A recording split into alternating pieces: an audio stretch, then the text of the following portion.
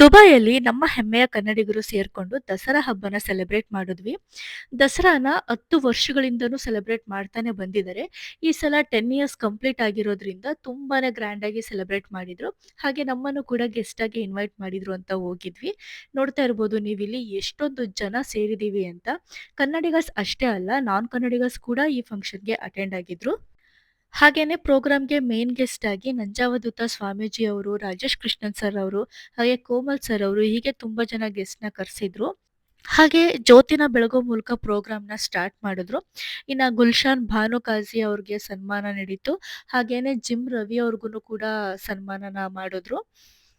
ಹಾಗೆ ನಂಜಾವಧೂತ ಸ್ವಾಮೀಜಿ ಅವ್ರಿಗೂನು ಕೂಡ ಸನ್ಮಾನನ ಮಾಡಿದ್ರು. ಆ್ಯಂಡ್ ಇನ್ನ ಎಲ್ರೂ ವೆಯ್ಟ್ ಮಾಡ್ತಾ ಇದ್ದಿದ್ದು ರಾಜೇಶ್ ಕೃಷ್ಣನ್ ಸರ್ ಅವ್ರದ್ದು ಮ್ಯೂಸಿಕಲ್ ನೈಟ್ ಇತ್ತು ಅಂತ ಹೇಳಿ. ಆ್ಯಂಡ್ ಲಾಸ್ಟಲ್ಲಿ ಅವರು ಬಂದು ಮ್ಯೂಸಿಕಲ್ ನೈಟ್ ಪ್ರೋಗ್ರಾಮ್‌ನ ನಡೆಸ್ಕೊಟ್ರು. ಎಲ್ರೂನು ಕೂಡ ಅಷ್ಟೇನೆ ಅವ್ರ ಪ್ರೋಗ್ರಾಮ್‌ಗೋಸ್ಕರ ತುಂಬಾ ವೇಟ್ ಮಾಡ್ತಾ ಇದ್ರು. ದುಬೈಯಲ್ಲಿ ಕನ್ನಡ ಸಾಂಗ್ ಅಂದ್ರೇನೆ ಒಂದ್ ರೀತಿ ಖುಷಿ ಅನ್ಸುತ್ತೆ. ಅದ್ರಲ್ಲೂನು ರಾಜೇಶ್ ಕೃಷ್ಣನ್ ಸರ್ ಅವ್ರ ಮ್ಯೂಸಿಕ್ ಅಂದ್ರೆ ಯಾರಿಗ್ ಕೇಳೋದಕ್ಕೆ ಇಷ್ಟ ಆಗಲ್ಲ ಅಲ್ವಾ? ಇನ್ನ ಲಾಸ್ಟಲ್ಲಿ ಕೆಲವ್ರಂತೂ ಅವರೇ ಒಂದು ಗ್ರೂಪ್ ತರ ಮಾಡ್ಕೊಂಡು ಡ್ಯಾನ್ಸ್ ಎಲ್ಲ ಮಾಡ್ಕೊಂಡು ಸಿಕ್ಕಾಪಟ್ಟೆ ಎಂಜಾಯ್ ಮಾಡಿದ್ರು. ಆ್ಯಂಡ್ ಲಾಸ್ಟಲ್ಲಿ ಎಲ್ಲ ಮಕ್ಕಳೆಲ್ಲ ಸೇರ್ಕೊಂಡು ಸ್ಟೇಜ್ ಮೇಲೆ ಹೋಗಿ ಡ್ಯಾನ್ಸ್ ಮಾಡ್ತಾ ಇದ್ರು ಅಂತ ಹೇಳಿ ನಾವುನು ಅಚ್ಚು ಮತ್ತೆ ಗೋಲ್ಡಿನ ಕರ್ಕೊಂಡೋಗಿ ನಿಲ್ಸಿದ್ವಿ ಸ್ಟೇಜ್ ಮೇಲೆ.